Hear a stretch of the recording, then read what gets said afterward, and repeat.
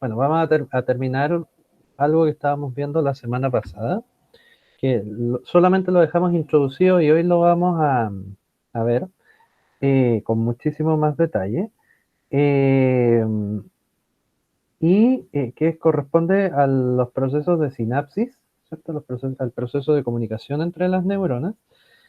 Y ver una cosa bien interesante también, que es el arco reflejo, que en realidad no debería ser muy largo de estudiarlo, y a ver si alcanzamos a empezar con esta otra parte que corresponde a todo lo que tiene que ver con drogas y estrés, ¿ya?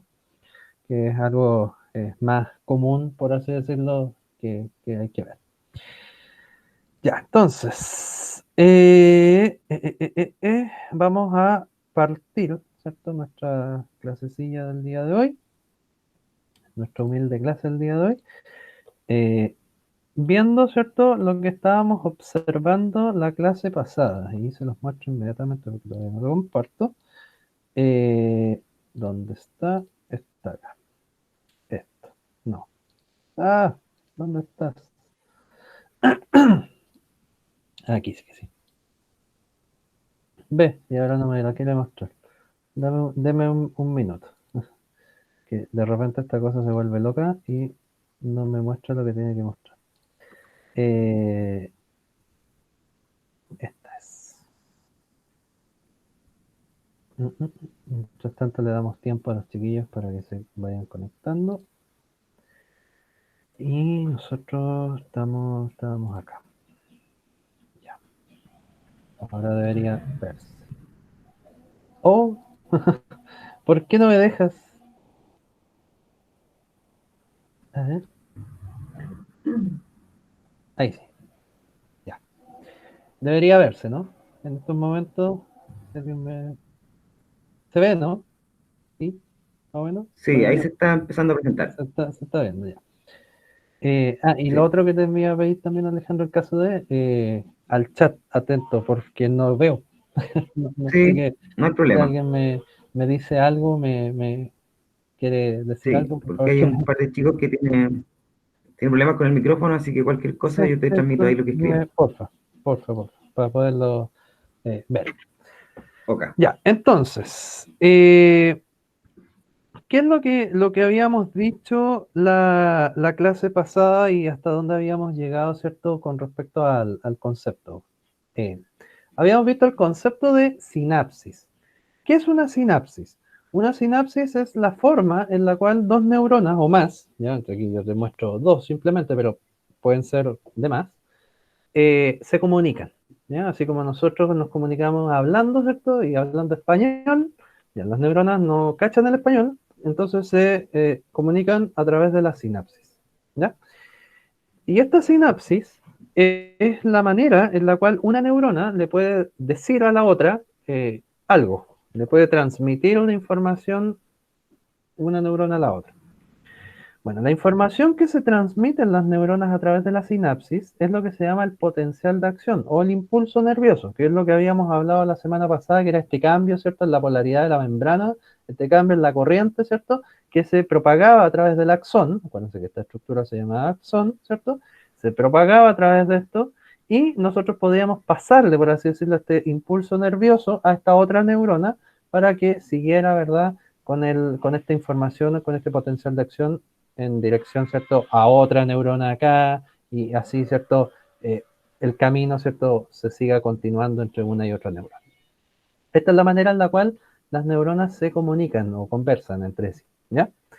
Y esto, si ustedes se fijan, cumple los mismos principios que lo que ustedes probablemente más de alguna vez han visto en el lenguaje, ¿cierto? Que son los factores de la comunicación, ¿cierto? Cuando uno dice un emisor, un receptor, ¿cierto? En este caso es lo mismo. La neurona que está antes de la sinapsis, que es la que trae la información, se llama neurona presináptica y tendría, ¿cierto?, el rol de ser un emisor, ¿cierto? Y la neurona que recibe esa información sería la neurona receptora, y que como está después de la sinapsis se llama célula o neurona postsináptica, ¿cierto? Entonces tenemos dos neuronas cuando yo hago una sinapsis. Una neurona presináptica, que es la que está antes de la de la sinapsis y una neurona postsináptica, que es la que está después, ¿cierto? Bueno, la comunicación entre estas neuronas ocurre a nivel celular y obviamente va a depender del tipo de sinapsis que haya y de los cuales yo les voy a explicar, bueno, en parte los explicamos la semana pasada, pero ahora los vamos a explicar muchísimo más en detalle, ¿vale? Bueno, yo puedo clasificar a las sinapsis de dos maneras. Las puedo clasificar según el lugar de contacto, ¿ya?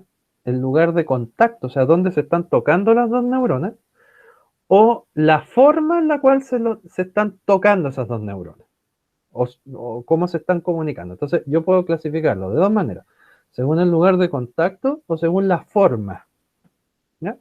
La primera manera, que es según el lugar de contacto, nosotros nos encontramos con estas tres, ¿ya? Tenemos la sinapsis axodendrítica, axosomática y axoaxónica. Diferencia súper sencilla. Axodendrítica significa que la neurona presináptica, ¿cierto? Está tocando las dendritas de las neuronas postsinápticas. Acuérdense que estas cositas, ¿verdad? Que se ven acá, esta arborización que se ve acá, son las dendritas. Entonces, neurona presináptica está tocando, ¿cierto? Por así decirlo, está junto a las dendritas de la neurona postsináptica. Entonces, esa es una sinapsis axodendrítica. Sinapsis de axón a dendritas. La otra se llama sinapsis axosomática. ¿Cuál es la diferencia? Que en este caso la neurona está tocando la presináptica, está tocando directamente el soma de la neurona postsináptica. Acuérdense que esta estructura, ¿verdad?, se llama soma, ¿cierto? Entonces, conexión directa de la neurona presináptica con el soma de la neurona postsináptica. Y la tercera forma es las sinapsis axosomáticas, y en este caso las sinapsis axosomáticas, ¿cierto? Como dice su nombre, ¿cierto? El axón de una neurona presináptica está tocando exactamente el axón de la neurona postsináptica, ¿cierto? Entonces, esto es según el lugar de contacto, donde se están tocando las neuronas, ¿verdad? Es donde se está produciendo, ¿cierto?, esta sinapsis, ¿cierto? La semana pasada yo les preguntaba qué era esa cosa roja que viajaba a través de las neuronas, y la respuesta era simplemente el impulso nervioso o el potencial de acción, ¿verdad? Eso es lo que está viajando a través de esto. Entonces, si ustedes se fijan, se cumple con lo que les estoy diciendo. Una neurona trae un potencial de acción o impulso nervioso y de alguna manera se lo pasa a esta otra. Ahora, ¿cómo se lo pasa? Eso es lo que vamos a ver ahora. O sea, porque esto no es llegar así como una carrera de postas, ¿verdad? Y que yo le paso el palo al otro y sale corriendo. No, pues esto no es tan así. O sea, uno podría hacer ese símil, pero esto no es tan de esa manera, pero esto es un poquito más elaborado, ¿verdad? Entonces, para poder hacer eso, ¿cierto? Y para poder realmente pasar el impulso nervioso de una neurona a la otra, va a depender del tipo de sinapsis que yo haga. O sea, cómo se estén tocando estas neuronas o cómo estén contactándose estas neuronas. Y frente a esto, yo voy a encontrar dos tipos de sinapsis. Sinapsis que se llaman sinapsis químicas y las sinapsis que se llaman sinapsis eléctricas. ¿Ya? Sinapsis química y sinapsis eléctrica. Y acá está, diga. Quedé con una duda de lo anterior. Abajo salía como axo no sé qué. Ahí al Nombre. final. Aquí abajo. Ahí. Sí, axodendritas. ¿Cuáles son? Dendrítica. Esta, la que una neurona toca directamente las dendritas de la otra neurona.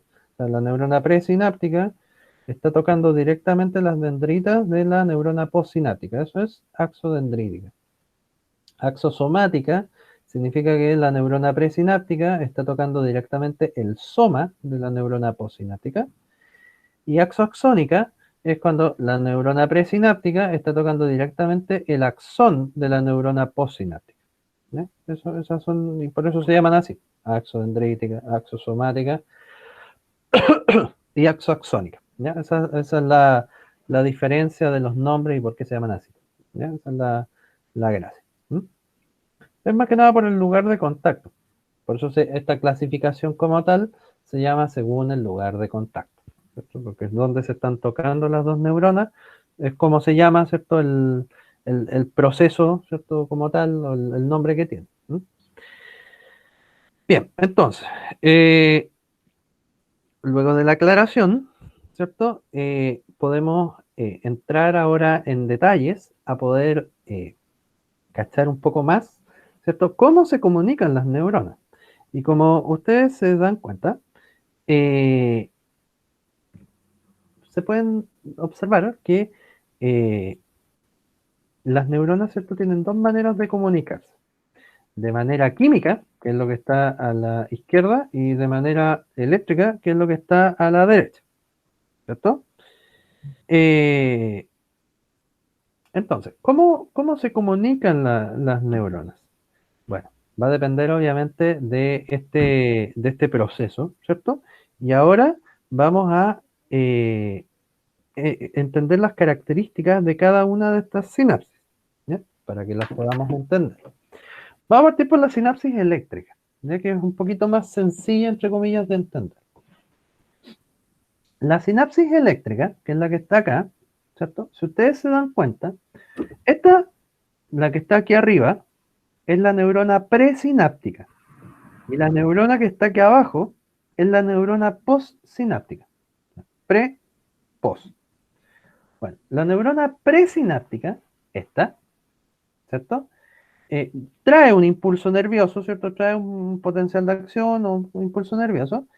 Y cuando llega acá, a la parte final, ¿verdad? De la neurona, en este lugar, si ustedes se fijan, las dos neuronas están conectadas entre sí.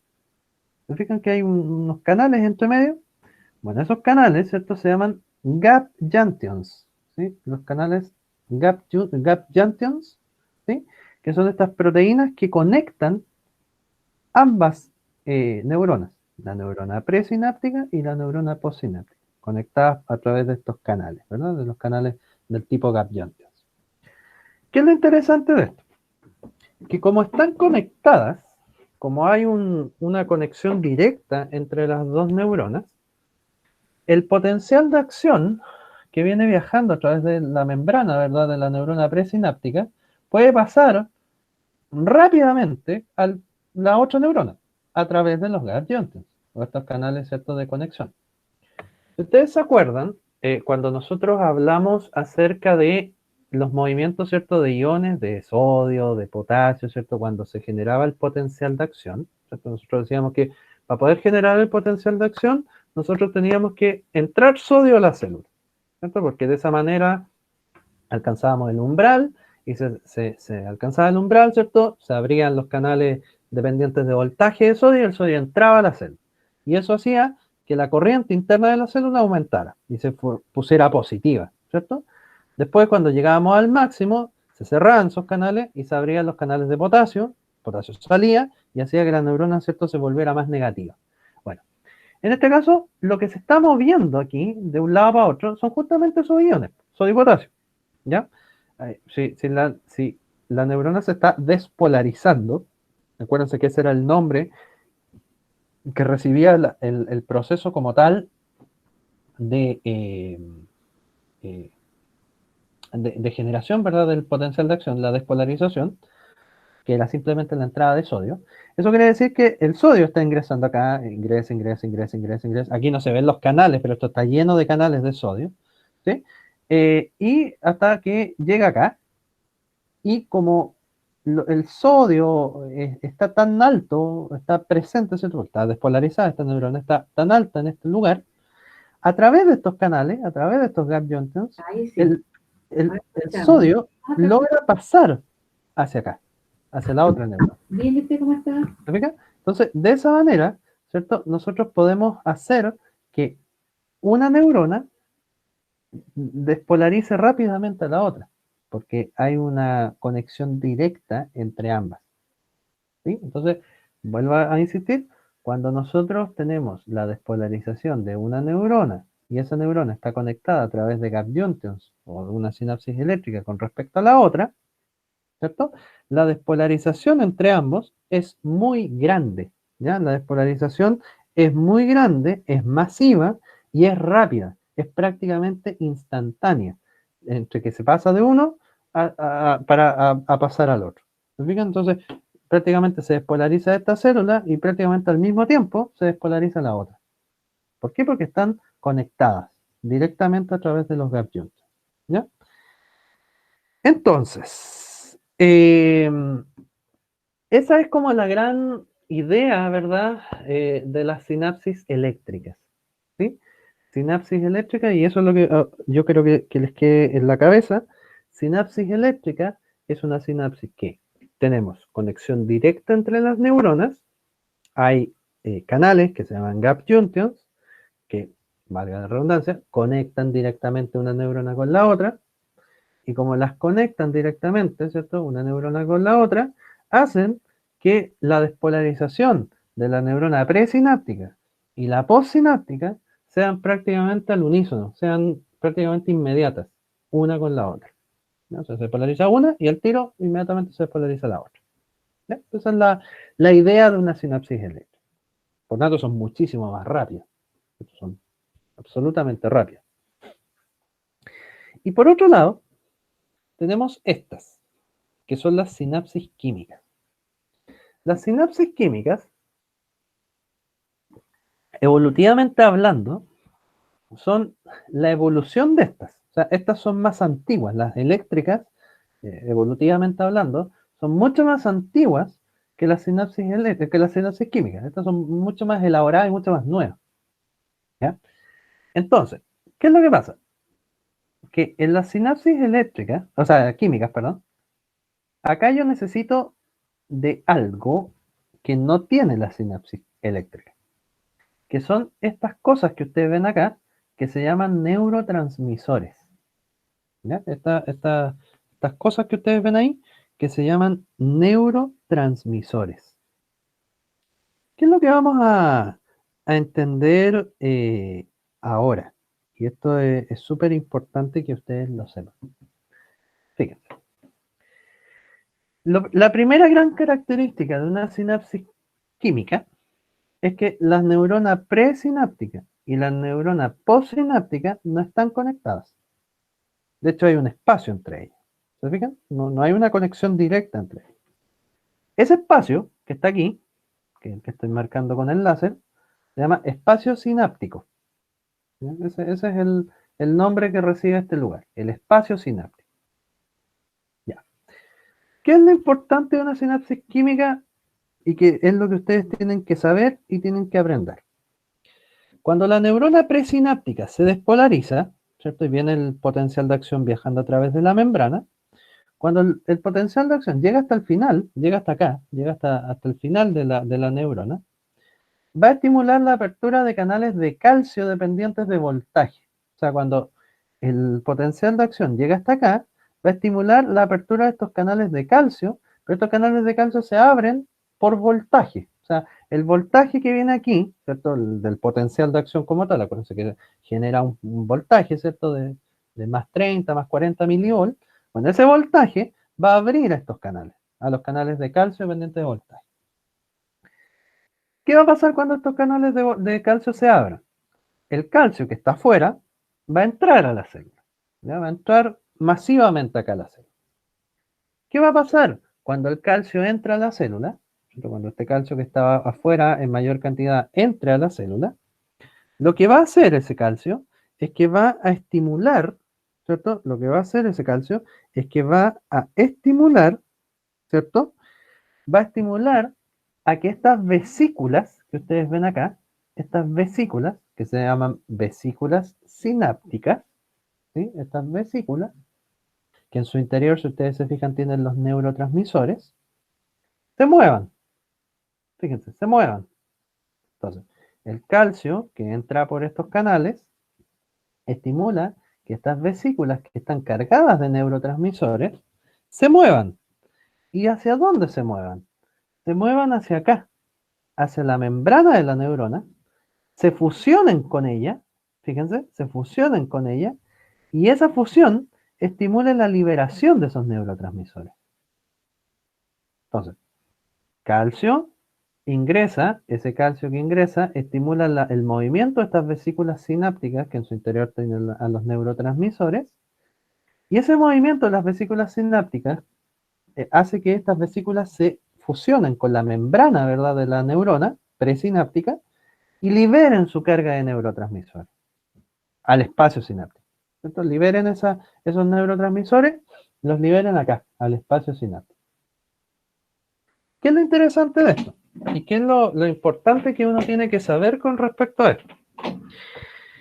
Que cuando se liberan esos neurotransmisores, ¿ya? Estos neurotransmisores que quedaron acá en el espacio sináptico, esos neurotransmisores van a ir y van a juntarse con receptores que hay presentes en la membrana, pero ahora de la neurona postsináptica. ¿Ya? Acuérdense que la neurona de abajo es la neurona postsináptica, lo que viene después de la sinapsis. Entonces, ¿qué va a pasar? Que va a depender de varias cosas. Va a depender del neurotransmisor y también va a depender del receptor. ¿Qué es lo que le va a pasar a esta neurona postsináptica? Por ejemplo, puede ser o podría ser que un neurotransmisor se juntara con un receptor y ese receptor estimulara, por ejemplo, la apertura de canales de sodio, por decirte una cosa.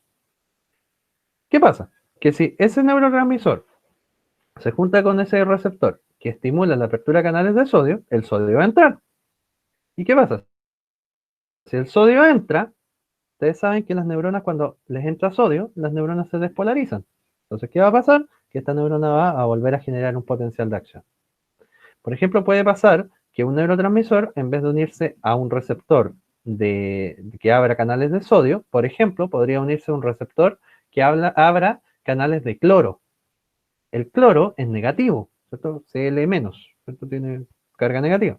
Entonces, ¿qué va a pasar? Que si se abre o sea, si se junta con ese receptor y se abre ese canal de cloro, el cloro va a entrar a la célula, pero va a ser más negativa de lo que ya estaba esta célula. Entonces, claramente no se va a despolarizar. Entonces, ¿qué es lo que quiero que les quede claro? Y eso lo vamos a ver en la siguiente diapositiva. Quiero que les quede claro, bueno, primero obviamente el mecanismo, que es lo que ocurre acá, pero más allá de eso, quiero que les quede claro que en la sinapsis química va a depender del neurotransmisor que se libere y del receptor que se active, qué es lo que le va a pasar a la neurona postsináptica. Porque puede que esa neurona postsináptica se despolarice o puede que no se despolarice. Al contrario, puede que se hiperpolarice, o sea, que se vuelva más negativa de lo que ya estaba. Acuérdense que si esta neurona no le ha llegado ninguna señal, esta neurona está en reposo. O sea, esta neurona postsináptica está a menos 70 milivolts, ¿cierto? El reposo. Entonces, va a depender de esto, de esta llegada de neurotransmisores y de esta activación de un receptor específico, va a ser la señal para que esta neurona haga algo. Haga que se despolarice, haga que no se despolarice, haga que se mantenga en el reposo, haga que se vaya más para abajo, o sea, se hiperpolarice, va a depender de dos cosas, del neurotransmisor y del receptor. ¿Ya? O sea, aquí tenemos una doble cosa, ¿cierto? Que nos mantiene, ¿cierto? Este detalle que no tenemos que olvidar. En la sinapsis química, la presencia de neurotransmisor, ¿cierto? Nos hace que existan dos posibles caminos. Y esos dos posibles caminos, que pueden ser la despolarización de la neurona postsináptica o la hiperpolarización de la neurona postsináptica, esos dos caminos, ¿de quién van a depender? Van a depender del neurotransmisor que se libere y del receptor de ese neurotransmisor. ¿Ya? Ahora, yo les hago una pregunta a ustedes, solo para saber, y solo es de conocimiento general, ¿ya? Esto no lo voy a evaluar ni nada por el estilo, solo para saber si saben, quizá alguna vez lo pueden haber escuchado, no lo sé. Por eso es importante saberlo. ¿Alguno de ustedes conoce algún neurotransmisor de nombre? ¿Conoce algún neurotransmisor? ¿O ha escuchado alguna vez hablar de lo que son los neurotransmisores dentro del cerebro? Y a lo mejor escuchará de seguro. Mira, si hay neurotransmisores que son súper conocidos de nombre, pero claro, uno nunca cacha que son neurotransmisores hasta que te lo dicen. Pero quizás en una de esas, tirando ahí alguna idea, han escuchado tal vez algunas de estas moléculas que andan dentro del cerebro y que son responsables, por ejemplo, de la generación de emociones y cosas por el estilo. ¿Han escuchado tal vez alguna idea de algún neurotransmisor que ande por ahí dentro del cerebro? ¿Alguna idea? ¿Algo por el estilo? ¿Conocen o no conocen? Puede ser a través del chat también, no es necesario que sea todo necesariamente de manera con voz, como les vuelvo a insistir. ¿Conocen? ¿No conocen? Y si alguien me habla por el chat, Serotonina. ya, la serotonina, ya. ¿Alguna otra podrá ser? Bueno, la serotonina, efectivamente, la serotonina es un neurotransmisor. La dopamina también es un neurotransmisor. La Fernanda dice endorfinas. Las endorfinas, las beta-endorfinas, las alfa-endorfinas, en fin, todo ese grupo de cuestiones también son neurotransmisores. Y hay otros neurotransmisores que son menos conocidos, pero también son súper importantes, como por ejemplo el glutamato, ¿ya? Que es súper importante, el ácido amino GABA-butírico, alias el GABA, ¿cierto? Ese es el acrónimo de ese nombre horrible, que es el GABA, que también está súper presente. Y ya ahí tenemos algunos, ¿cierto? Tenemos serotonina, tenemos el GABA, tenemos el glutamato, ¿verdad? La dopamina. Hay otro también súper importante, se llama la acetilcolina, ¿cierto? Que es cuando hablamos de los músculos, ¿se acuerdan? La liberación de acetilcolina. Bueno, eso también es ¿cuánto se llama? Un neurotransmisor, ¿sí? También es un neurotransmisor, esa cosa, la acetilcolina. Y otros que también se conocen y que son muy conocidos, como por ejemplo la noradrenalina, también es un neurotransmisor, ¿ya? Y otros también menos conocidos, como por ejemplo, no sé, la histamina, el mismo ATP también puede funcionar como neurotransmisor, la energía celular también puede funcionar como neurotransmisor. Profe, Diga. Sofía Arancibia dice, si la sinapsis química crea su propio potencial de acción. Claro, lo que pasa es que, o sea, el potencial de acción en la neurona presináptica, ¿cierto? Es creado por los mecanismos que ya hemos visto en las clases anteriores, vale decir, aquí se despolariza, ¿cierto? Entra sodio y se genera el potencial de acción que conocemos todos. El punto es que cuando llega acá y se quiere conectar, entre comillas, con la neurona postsináptica, ahí va a depender del neurotransmisor que se genere, o que se libere en realidad de acá, y el receptor que esté acá. ¿Qué es lo que le va a pasar a esta neurona postsináptica? Porque esta neurona postsináptica tiene dos caminos. Se puede despolarizar, vale decir, que se genere un potencial de acción también, o puede que no se despolarice, al contrario, puede que quede silente, que en vez de despolarizarse se hiperpolarice, en vez de hacer esta curva, ¿verdad?, de despolarización, al contrario, se vaya para abajo, o sea, más, se apague, por así decirlo, la neurona, y eso también puede pasar. Pero ¿de quién va a depender? Va a depender del neurotransmisor que se libere y del receptor, ¿ya? Va a depender de esas dos características súper importantes. Entonces, claro, en parte uno podría pensar, claro, como esto es algo más bien propio, ¿cierto? El potencial de acción que se genere o no se genere, claro, va a depender de la propiedad del neurotransmisor que se libere y también del receptor que se active en esta neurona postsináptica. ¿Me explico? Entonces, de eso depende finalmente eh, el camino, por así decirlo, que elija, o más que le elija, que le pase, ¿cierto?, a la neurona postsináptica. Entonces, hay hartos neurotransmisores que son bien conocidos, como ustedes decían, ¿cierto?, la dopamina, la serotonina, ¿cierto?, la noradrenalina, el glutamato, el GABA, ¿cierto?, la histamina. Hay algunos neurotransmisores también que son imitados por algunas drogas, como por ejemplo los endocannabinoides, y eso yo creo que les suena, los endocannabinoides, los cannabinoides y cosas por el estilo de la cannabis, ¿cierto? Bueno, nosotros también tenemos endocannabinoides adentro de nuestro cerebro de manera natural, ¿ya? De manera natural hay dentro, y bueno, no se sabe muy bien cómo funcionan, pero el punto es que cuando uno fuma marihuana, ¿cierto? Esos endocannabinoides aumentan su expresión, aumentan su cantidad, por así decirlo, presente en el cerebro y generan todos los problemas que genera, ¿cierto?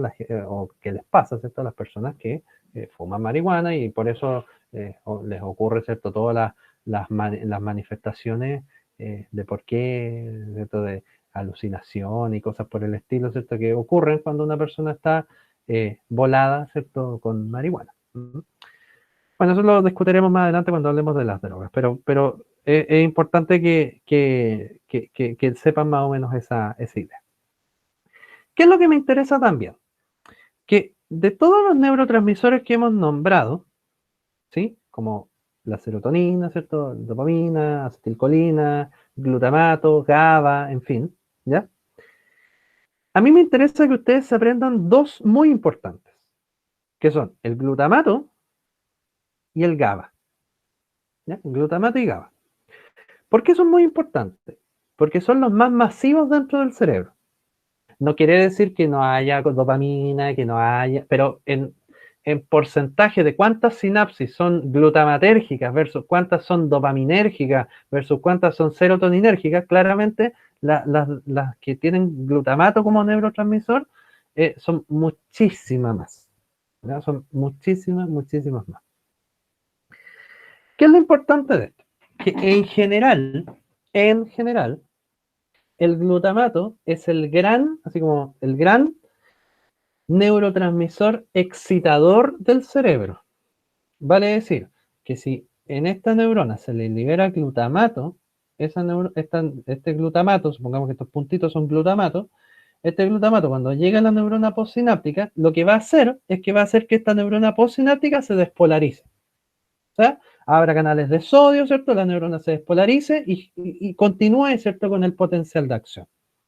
Entonces, generalmente, cuando se libera glutamato, el glutamato lo que hace en la mayoría de los casos, no puedo decir en todos porque es mentira, pero en la mayoría de los casos es excitar, o sea, activar cosas.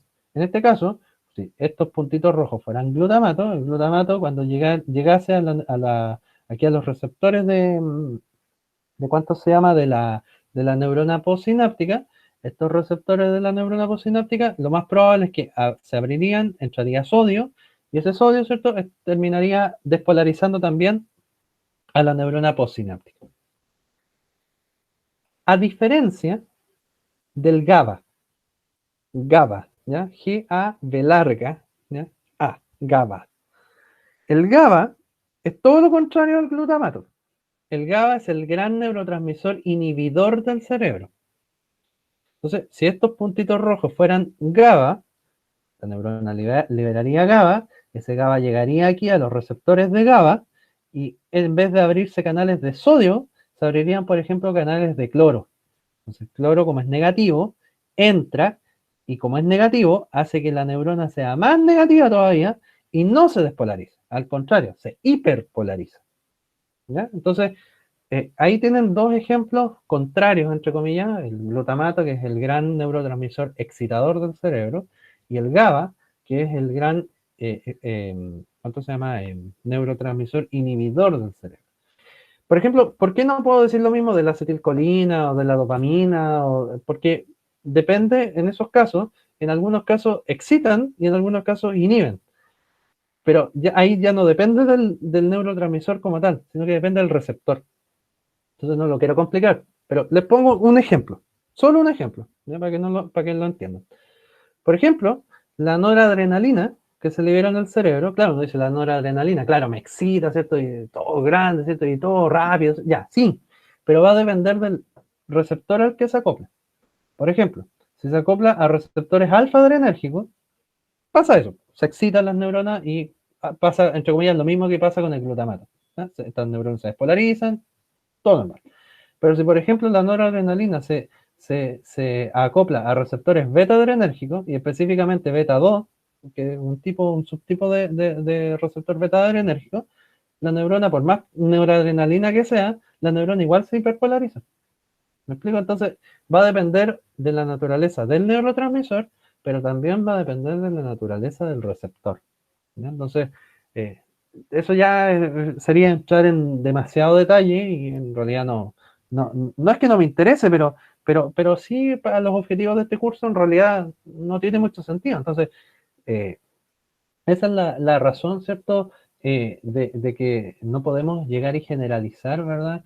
Todo, ¿ya? En biología es muy difícil llegar y generalizar, de hecho no se puede, porque siempre hay excepciones.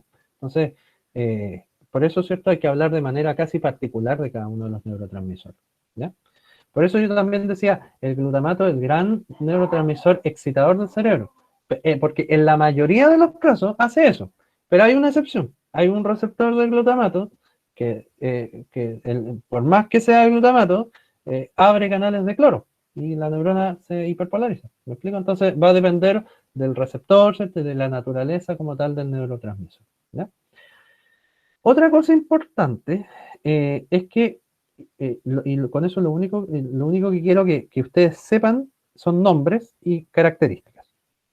Los receptores de los neurotransmisores que se encuentran acá en la neurona postsináptica, ¿cierto? En la membrana de la neurona postsináptica, pueden ser de dos tipos. Pueden ser receptores que se llaman ionotrópicos, una I latina, ¿cierto? Ionotrópicos, ¿sí? Receptores ionotrópicos.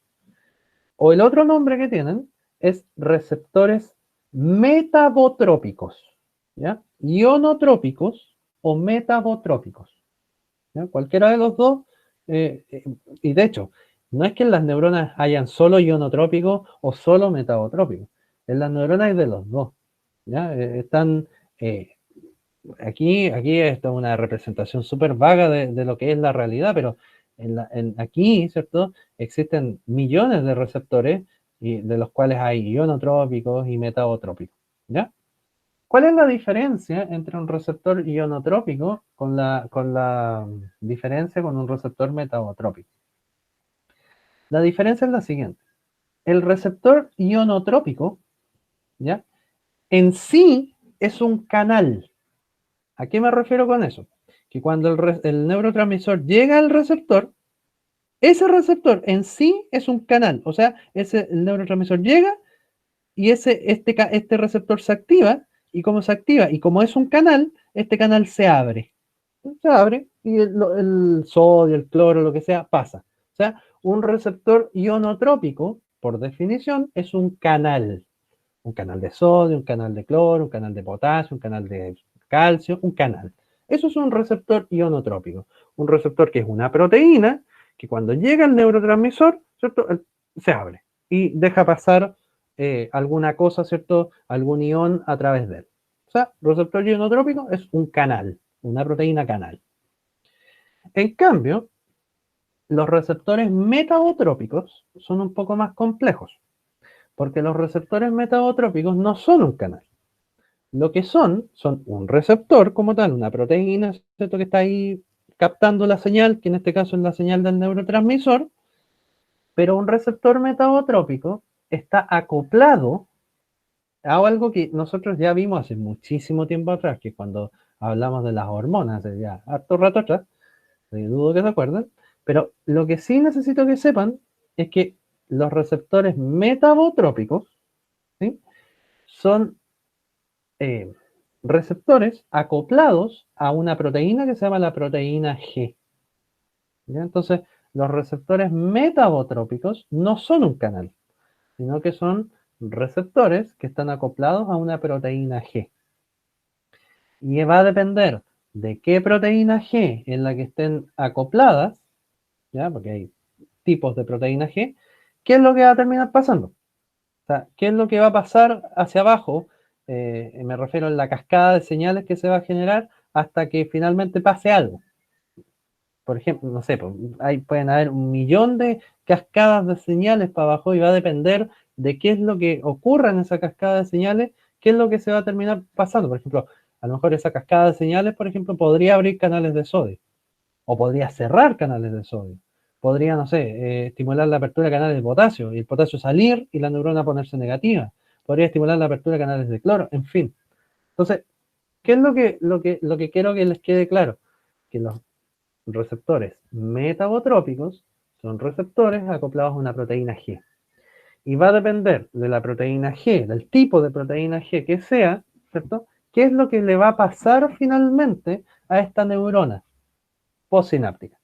¿Cierto? Si se va a despolarizar o no se va a despolarizar. O sea, va a depender de la proteína G que está acoplada, qué es lo que le va a terminar pasando a esa neurona postsináptica. ¿Puede que se despolarice? Sí. ¿Puede que se hiperpolarice? Sí. Pero va a depender de la proteína G y de la cascada de señales que esté asociada a esa proteína G, qué es lo que finalmente va a terminar pasando. ¿Ya? Así que eso es como la moraleja que quiero que les quede así como muy clara, ¿cierto? El día de hoy, ¿no? Es como la idea, ¿verdad? Que quiero que les quede muy bien conocida, ¿verdad? Y entendida en esta oportunidad, ¿ya? Bueno, vamos entonces a... Bueno, ¿alguna duda en especial? ¿Algo en específico que quede en el tintero, que no lo hayan anotado, que no les haya quedado claro?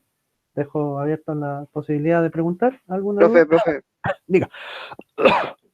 Diga. los, eh, el delante dijo que habían dos canales por los que se podía ir. ¿Cuáles eran? Los tipos, los ionotrópicos y los metabotrópicos.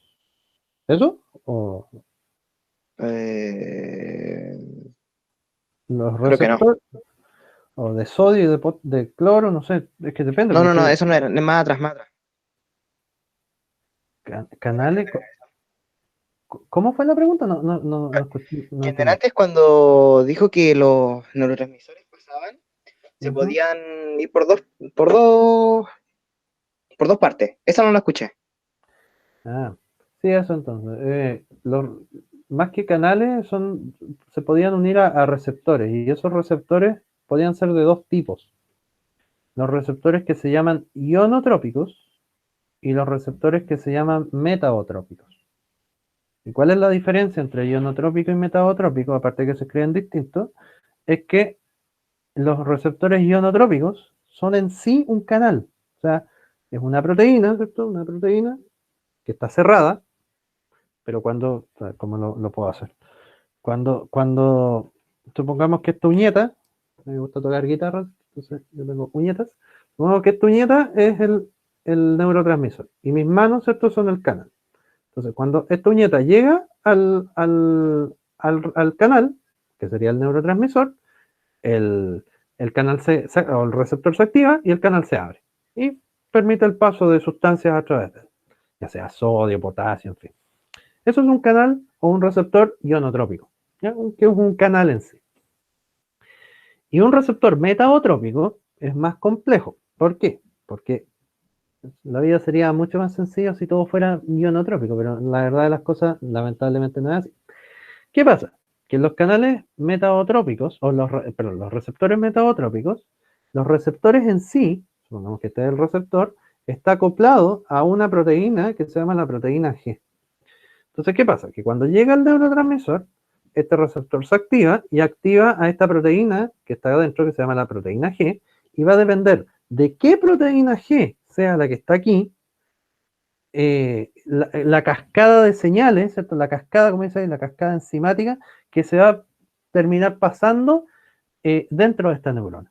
Entonces, esa cascada va a depender, y vuelvo a reiterar, depende de la proteína G que se active, qué es lo que va a pasar aquí adentro. No quiero complicar dando ejemplos y cuestiones, porque en realidad los ejemplos que tengo, claro, son la realidad, pero no me van a entender. Entonces, quiero que les quede en la idea, ¿cierto? En la cabeza, que depende de la proteína G que está acoplada a este receptor, es lo que va a terminar pasando en esta neurona postsináptica, ¿ya?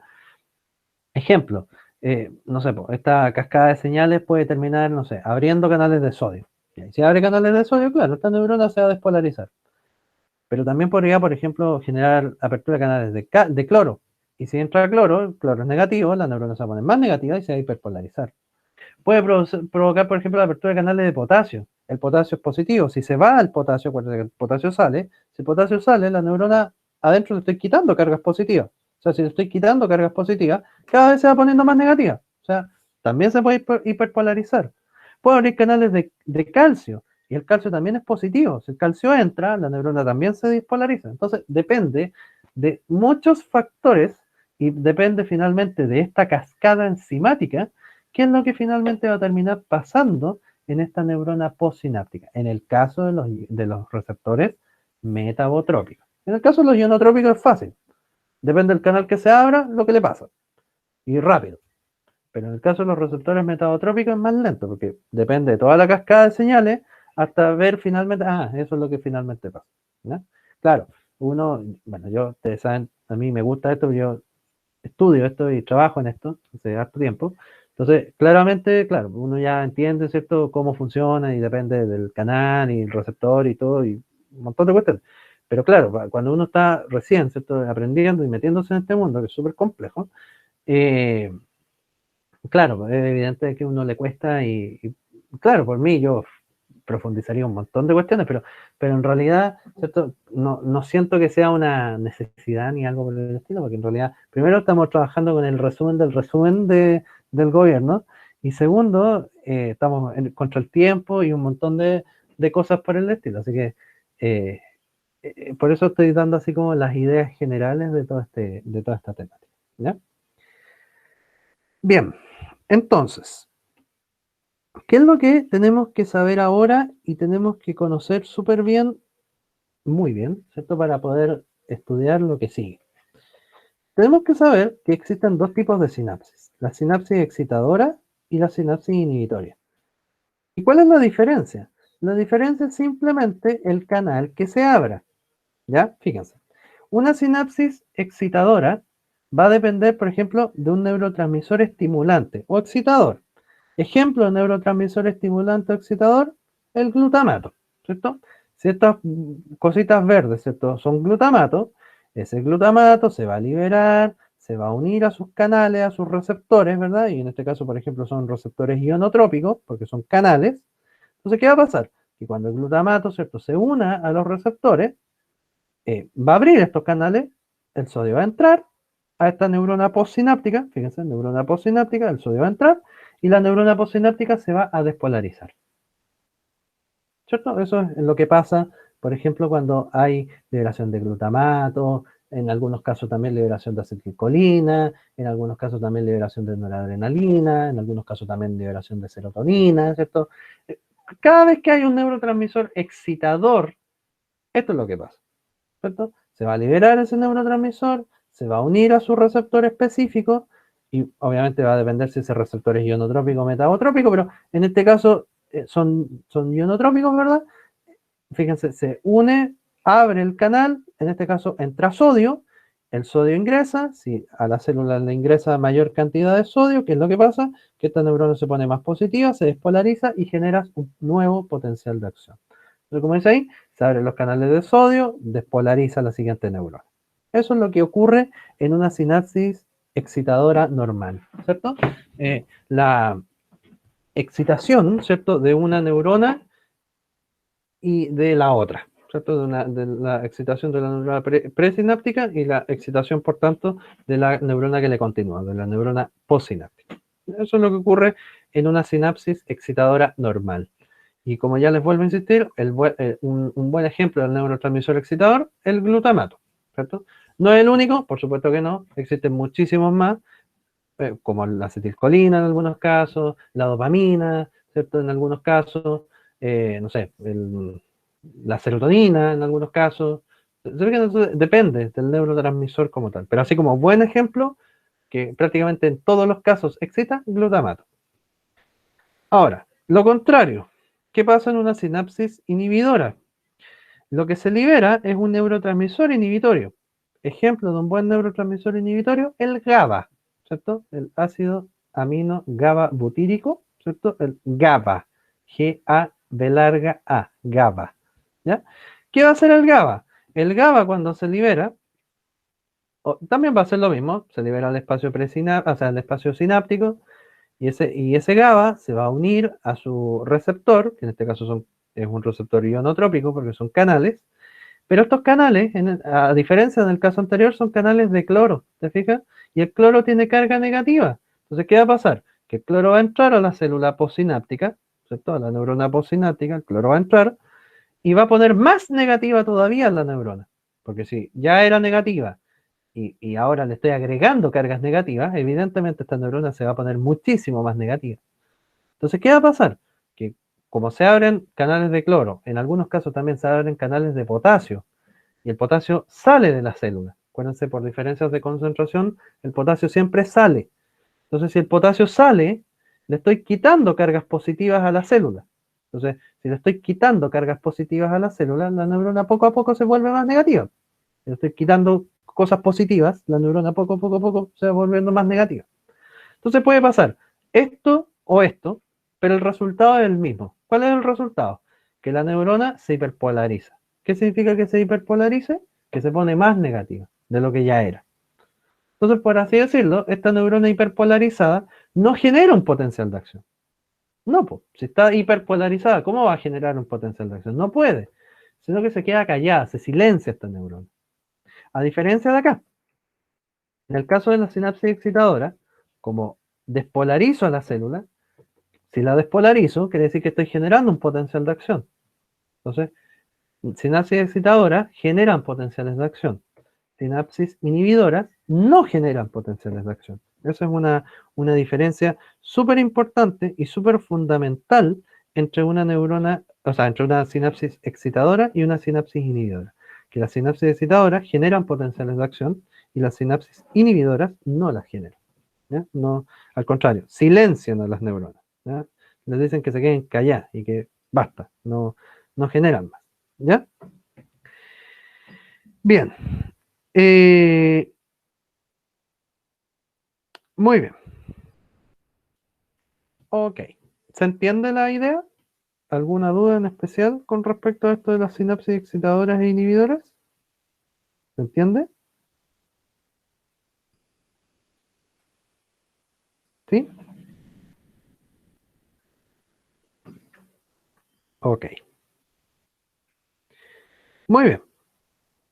Entonces, ya que tenemos claridad de este proceso, ¿cierto? De las distintas sinapsis que existen, ¿cierto? Y del mecanismo de acción de las sinapsis, ahora vamos a comenzar con otro tema, ¿cierto? Otro tema bien importante que es fundamental para poder entender o cómo ocurren finalmente, en qué momento yo puedo observar todos estos procesos de sinapsis, ¿ya? Y eso es en un proceso que se llama el arco reflejo, ¿ya? Arco reflejo. ¿Qué es el arco reflejo? El arco reflejo, ¿sí? Es la manera en la cual usted genera sus reflejos. ¿Y a qué me refiero con que usted genere sus reflejos? Cualquier reflejo que a usted se le ocurra, por ejemplo, no sé, pues cuando a usted le pegan, por ejemplo, no sé si alguna vez ha ido al médico, ¿cierto? Y muchas veces se les hace este reflejo o se les mide el reflejo que se llama el reflejo patelar, que es cuando les pegan en la rodilla y ustedes levantan la pierna de manera prácticamente involuntaria, ¿cierto? Ustedes le pegan y levantan, ¿cierto? La pierna. Eh, por ejemplo, cuando ustedes se pegan acá en el codo, también se genera un reflejo. Por ejemplo, no sé, pues si ustedes eh, se queman un dedo, eso es también un reflejo de sacar la extremidad de donde está, ¿cierto? El lugar que le está haciendo daño, en este caso el estímulo de calor, ¿verdad? Porque se están quemando, ¿cierto? Bueno, todos los reflejos, ¿sí? Están agrupados en esta cosa que se llama el arco reflejo, ¿ya? ¿Y qué es el arco reflejo? El arco reflejo es simplemente la manera en la cual usted puede quitar rápidamente una extremidad, ¿cierto? Puede quitar de manera rápida, ¿cierto? Y efectiva a la vez un, una extremidad, ¿cierto? Desde un lugar, por ejemplo, que se le genere algún daño. Por ejemplo, acá, suponga usted que se está quemando, ¿ya? Se está quemando, por ejemplo, el dedo. Puede ser aquí con esta vela, o suponga que la cocina, ¿cierto? Bueno, cualquier cosa. La cosa es que se está quemando, ¿cierto? El dedo. ¿Qué va a pasar? Va a pasar que usted rápidamente saca la extremidad de donde se está generando, ¿cierto? El daño, o donde se está generando, ¿cierto? El estímulo de calor en este caso. Pero para poder hacer eso, usted necesita de varias cosas, que son las que yo te estoy nombrando en esta figura. Lo primero que tú necesitas para hacer un arco reflejo es un receptor. ¿Y quién es un receptor? Un receptor es una estructura, como dice ahí, especializada en recibir el estímulo y transformarlo en una señal eléctrica.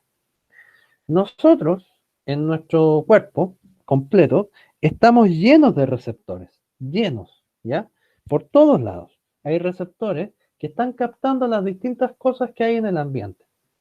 Por ejemplo, no sé, por nuestra nariz están los quimiorreceptores que captan las partículas odoríferas, ¿verdad?, del ambiente, y nosotros podemos sentir los olores, por ejemplo, de la comida, ¿cierto?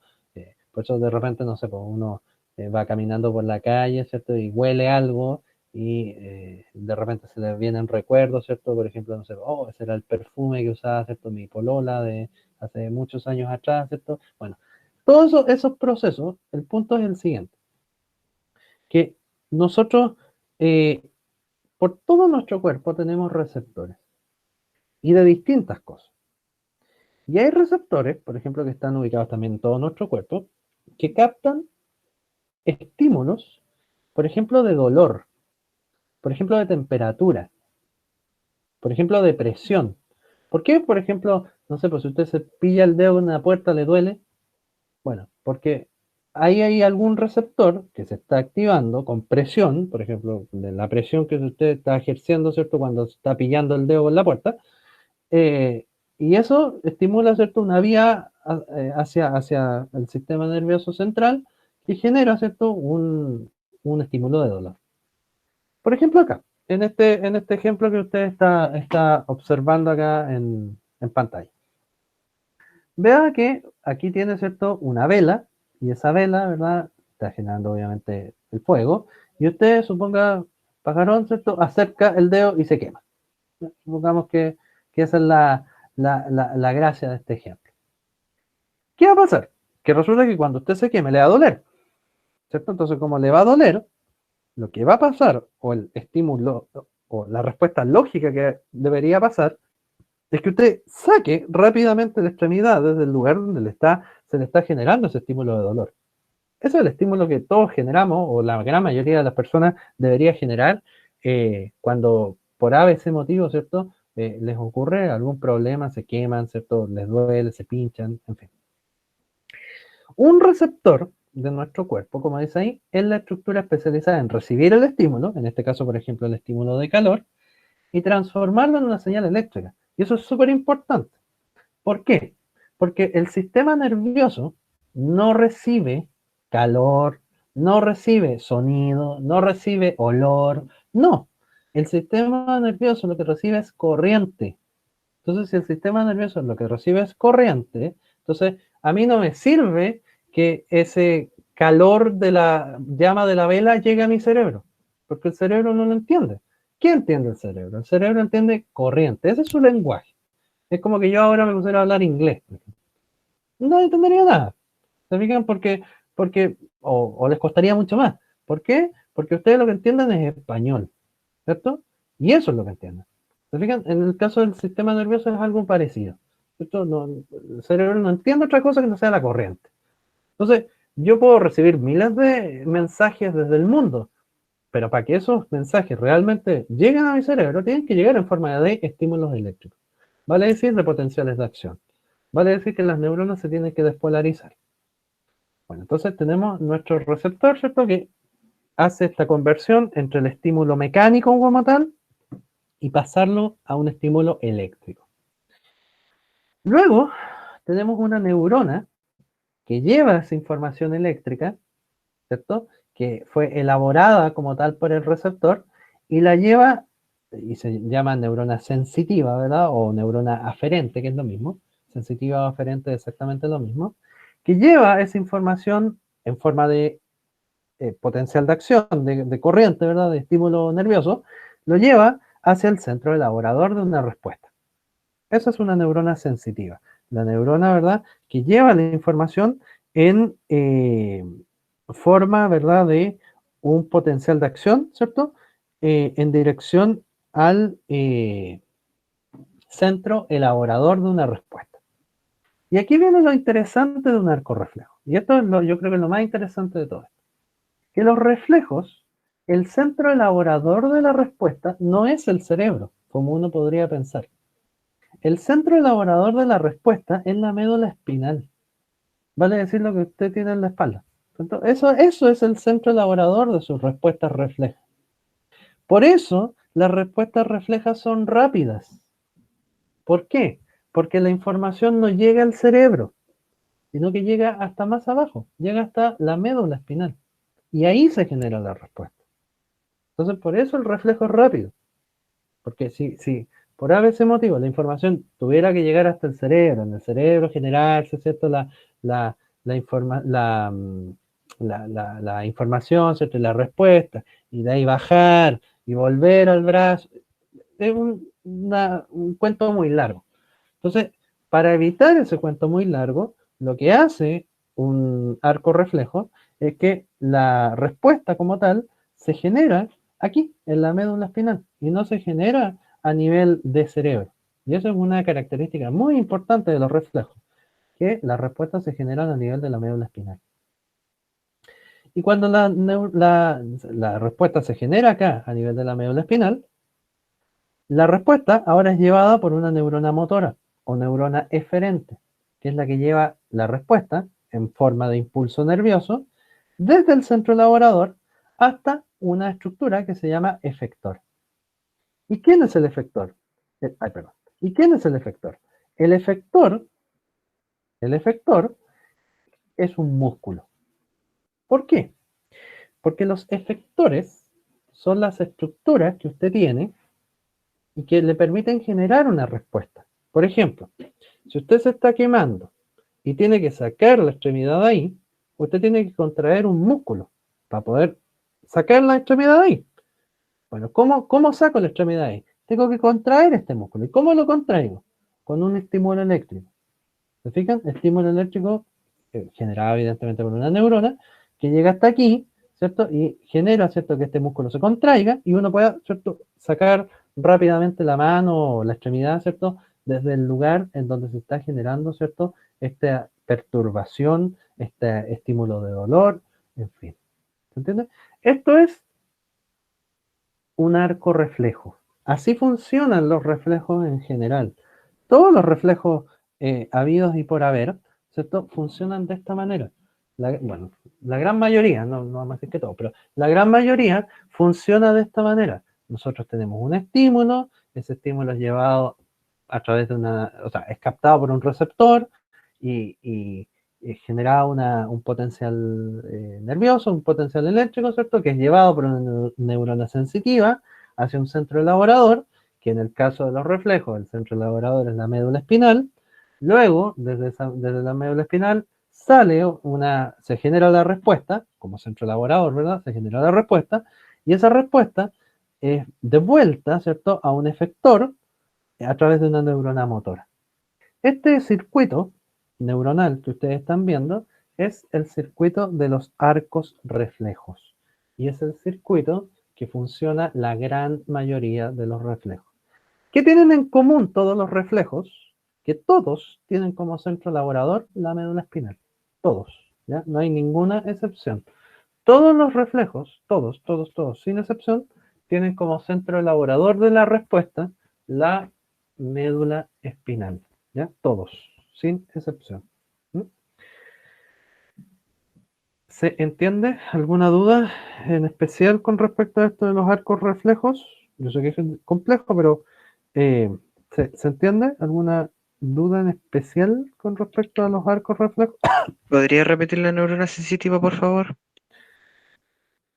Ahí está, la neurona sensitiva, como dice ahí, es la neurona que lleva la información en forma de estímulo eléctrico en dirección, ¿cierto?, hacia el centro elaborador. Eso es una neurona sensitiva, ¿sí? Eh,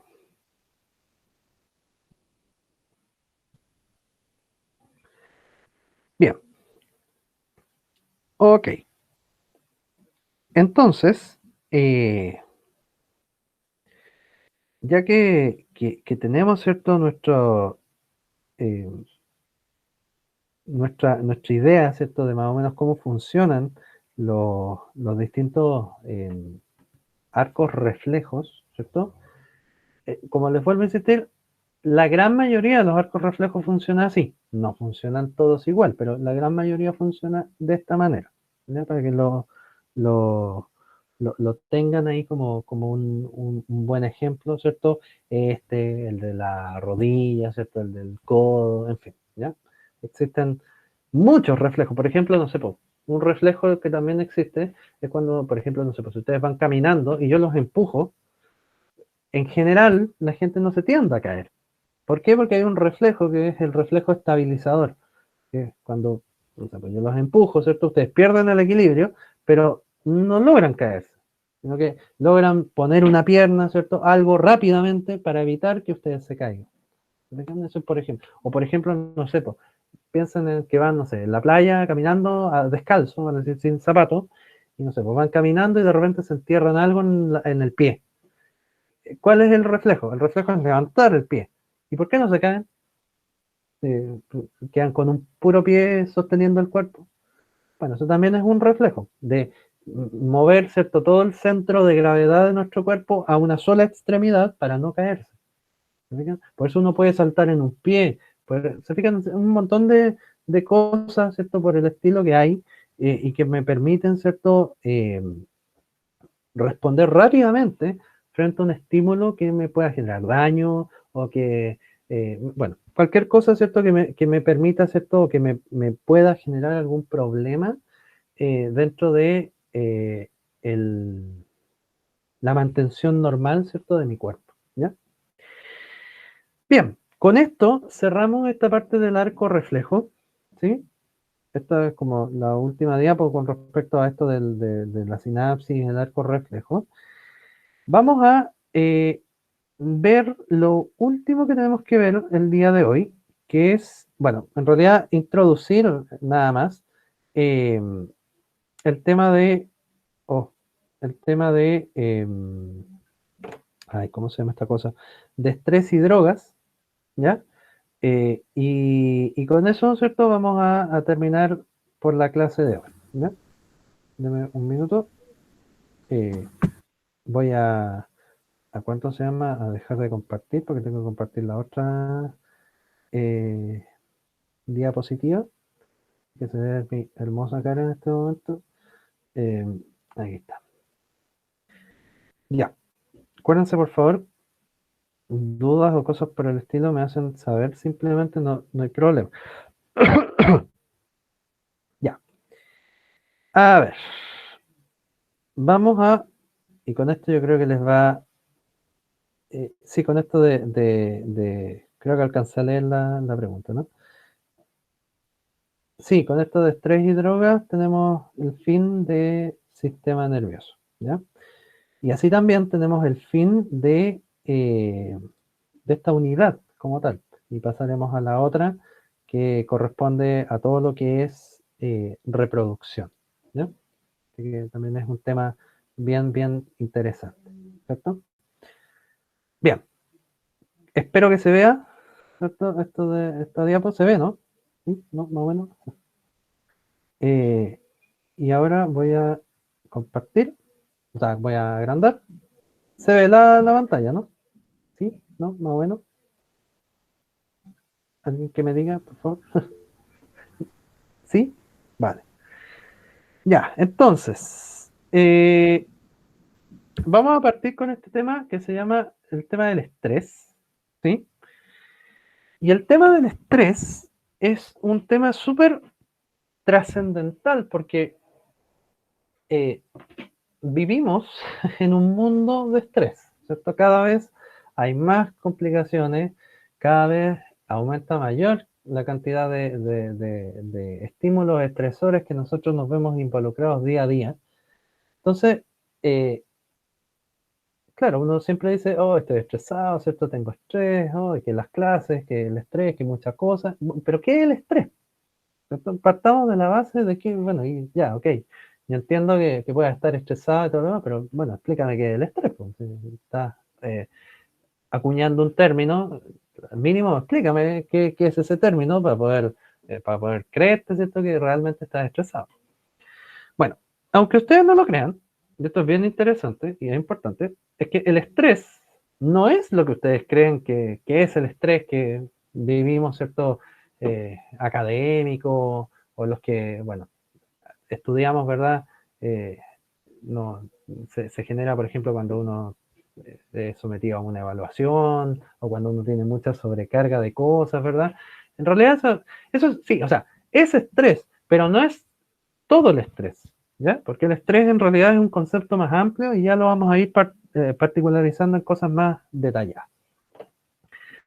¿Qué es el estrés? El estrés en realidad es una respuesta que genera nuestro cuerpo, ¿ya? Una respuesta evidentemente nerviosa que genera nuestro cuerpo y que se realiza frente a un estímulo que crea una presión en el organismo y que permite a este organismo actuar de manera rápida y eficaz.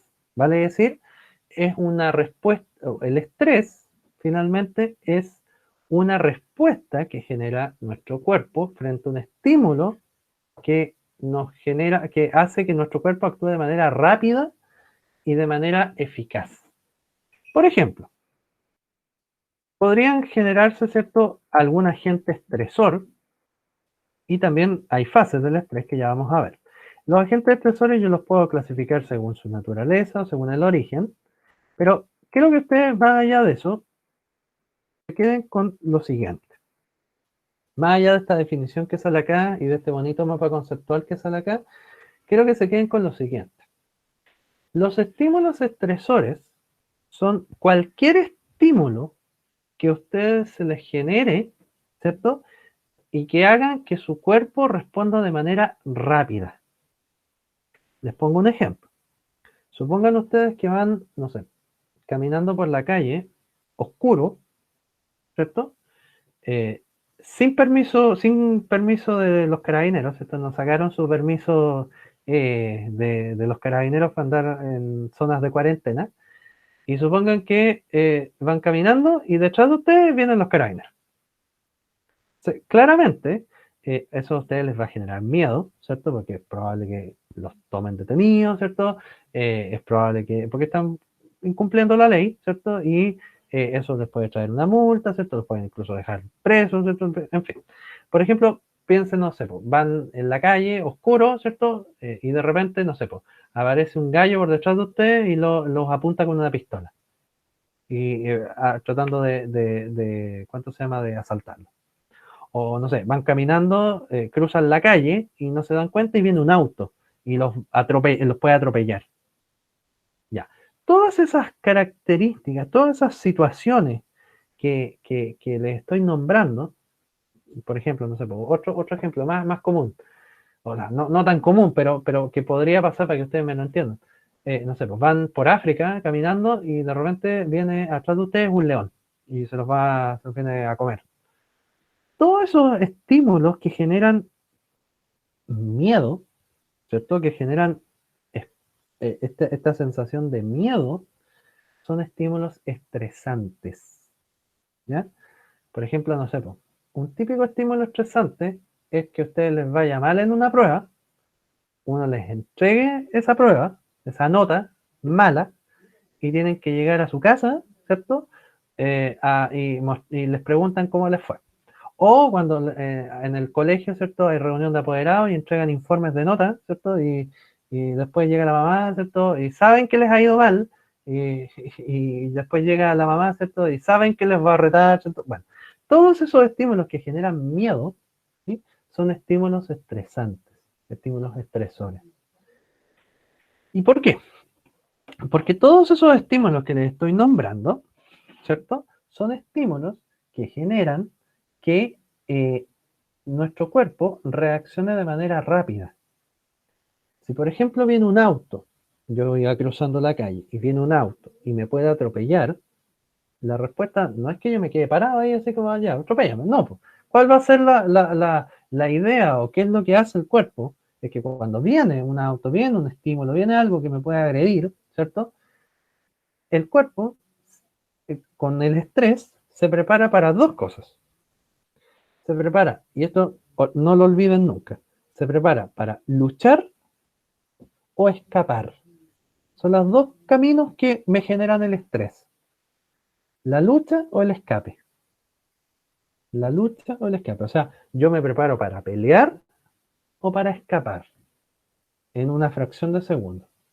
Obviamente de manera adaptativa, vale decir, de una respuesta lógica. O sea, no sé, si viene un auto, no me voy a poner a pelear con el auto, si el auto me va a atropellar. ¿Qué es lo común que voy a hacer? Es que voy a escapar, o sea, voy a saltar, voy a correr, algo voy a hacer, ¿cierto? Y yo creo que más de alguno, porque todos hemos sufrido alguna vez una situación de estrés, les ha pasado, ¿cierto? Que de repente ustedes dicen, oh, corrí como nunca en mi vida he corrido.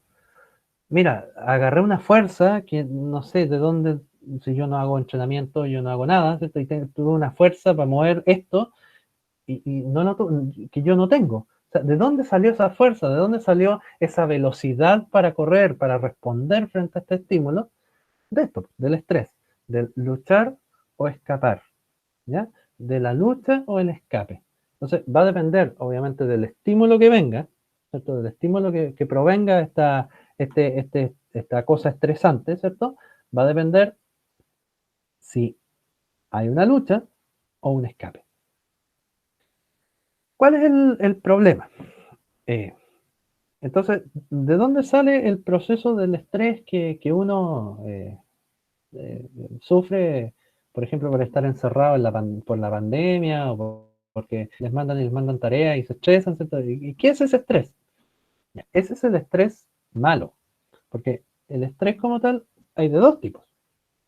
Este, que es donde uno pone al individuo, lo somete a una situación de estrés y el individuo responde de manera adaptativa, rápida y eficaz a ese estrés y se salva de la vida, salva su vida, ¿cierto?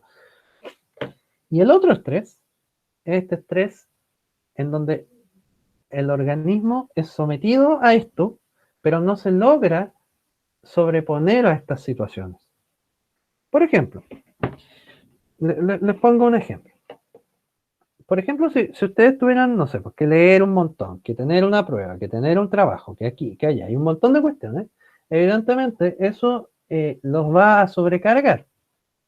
Entonces, eso para el cerebro lo interpreta de la misma manera como que viniera un león detrás de ustedes a punto de correr, o sea, a punto de morderlo y de comérselo. Por ejemplo, si yo les pusiera una prueba a ustedes ahora, y estuviéramos en el colegio, ¿cierto? Y yo les pusiera, ¿cierto? Un instrumento de evaluación sobre su puesto, su cerebro a ustedes les dice, lo interpreta como que viniera un león detrás de ustedes. Interpreta como que la prueba es peligrosa, hace mal. Entonces, el cerebro para ustedes, cuando están en una prueba, hace que ustedes piensen en que tienen que luchar o escapar. Porque esa cosa es mala, esa cosa hace mal, esa cosa me puede generar un problema. Entonces, lo que piensa, por así decirlo, el cerebro es lucha o escape dentro de ese contexto. ¿Profe? Diga. Sí, por ahí Patricio daba el ejemplo, dice, cuando se tiene una prueba mañana y uno no estudia nada. Exacto. ¿Cierto? Ese es y un por buen ahí ejemplo. también quedó en el chat que Máximo preguntaba si con esta materia terminaba el sistema nervioso. Sí, le respondí que sí. Vale, Alejandro. Efectivamente, cuando uno sabe, ¿cierto?, que tiene algo que hacer y no lo hizo, ¿cierto? Eso es un estímulo estresor muy fuerte, ¿ya? Por ejemplo, sabe que no sé, me mandé una embarrada y sabe que cuando voy a llegar a mi casa, sabe que me van a pegar o sabe que me van a retar. Eso también es un estímulo súper estresante. Entonces, por eso, por ejemplo, cuando ustedes, no sé, pues les fijan una prueba y están nerviosos, justamente les da miedo y les aumenta la frecuencia cardíaca, ¿cierto? Comienzan a sudar, en fin. Porque el cerebro, a ustedes, no sé, una disertación, una prueba, una cosa así, lo interpreta como que su vida está en peligro. Entonces, hace como, el cerebro les dice, escapen, salgan de ahí, váyanse. ¿Se fijan? Pero claro, obviamente uno no puede hacerlo porque está dentro de una prueba, de un contexto, ¿cierto? Evaluativo y cosas por el estilo. Pero su cerebro lo está interpretando de esa manera. No sé si me hago entender. Profe, ¿Diga? tener no es malo para el organismo, para el cuerpo, tener mucho estrés, por ejemplo, como el ejemplo que usted ha dado todo el rato de las notas, cuando hay reunión de apoderado, para alguna evaluación que nos toque, no es malo tener mucho estrés. No es malo, es pésimo. Eso es. No es malo, es pésimo. Porque tener mucho estrés daña el cerebro. ¿Ya? Daña el cerebro. Y hay partes del cerebro que se empiezan a...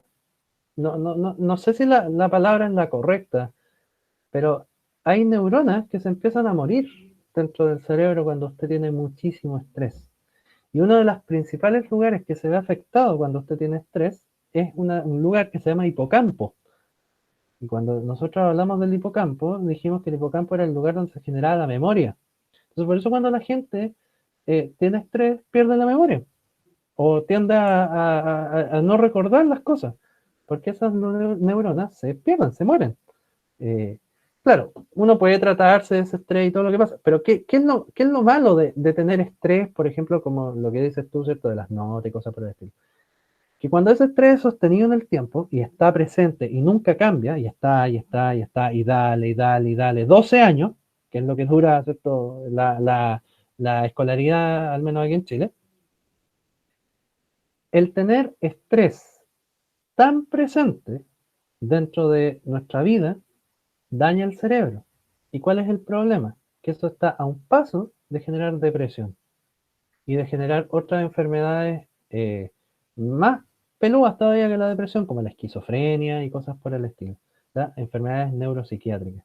Y claramente es un problema, porque hay ya una persona que está enferma de su cerebro, no está en la totalidad de sus cabales. O sea, una persona que tiene depresión, y perdónenme si es que alguien lo tiene, con todo respeto, yo no lo sé, pero si es que alguien ha sufrido depresión o tiene depresión, ¿cierto? Claramente es un problema, es una enfermedad que hay que tratar, ¿cierto? Que hay solución, ¿cierto? Que la tiene, ¿cierto? Pero claramente es un problema. Yo en lo personal, hablo ahora como biólogo, ni siquiera como profe, sino que hablo como biólogo, yo me encargo justamente de estudiar la depresión, ¿cierto? De una manera más biológica o más celular, por así decirlo. Esa es mi línea de investigación. En eso me dedico a trabajar, ¿cierto? Pero justamente el tener estrés en nuestra vida está a portas de tener depresión. Por eso los adolescentes sufren mucho de depresión, porque su vida, ¿cierto?, está enmarcada en el estrés. Y, por ejemplo, no necesariamente el estrés académico.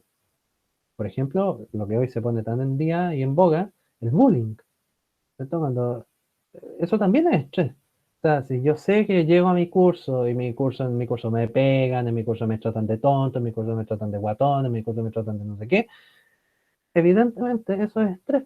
Obviamente, eso estar ahí, dale, y dale, y dale. Y eso genera estrés, y ese estrés genera finalmente depresión.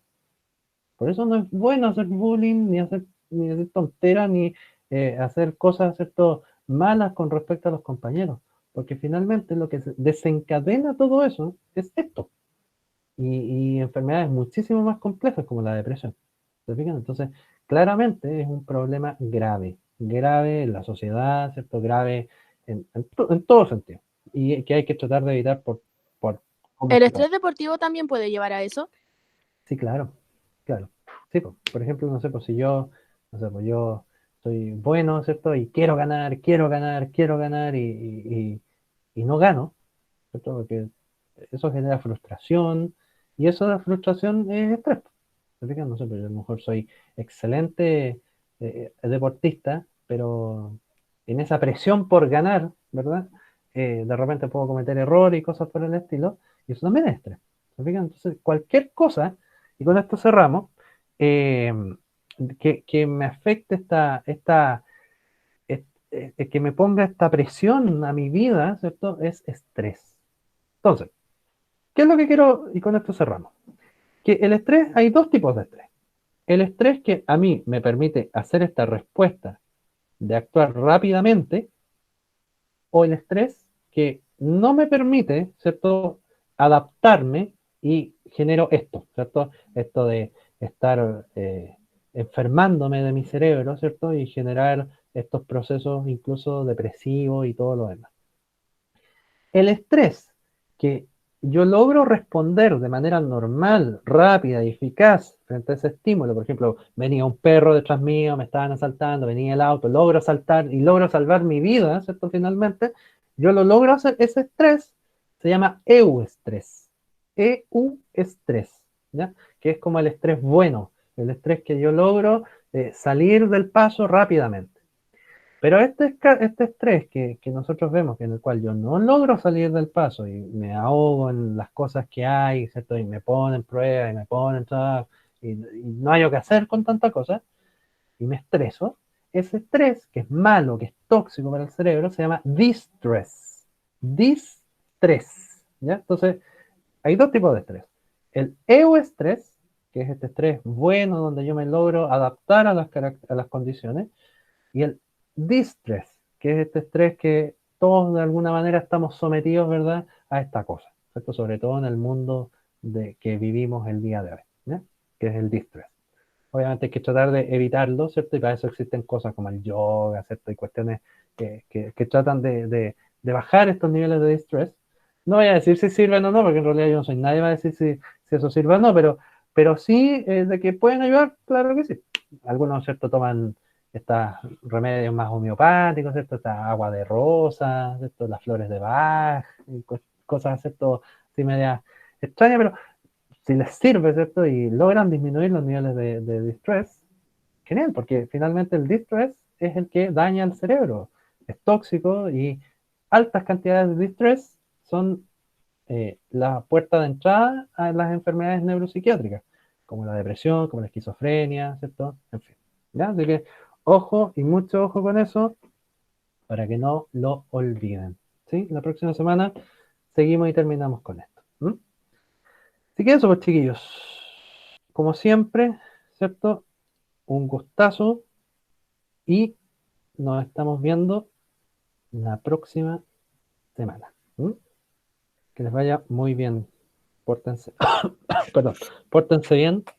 No se Chao, profe. distresen mucho, que les va a morir el Yo creo cerebro. ¿Ya? Que les vaya bien. Pórtense bien. Cuídense. Cuiden su cerebro. Que les vaya bien. Ya. Estamos entonces.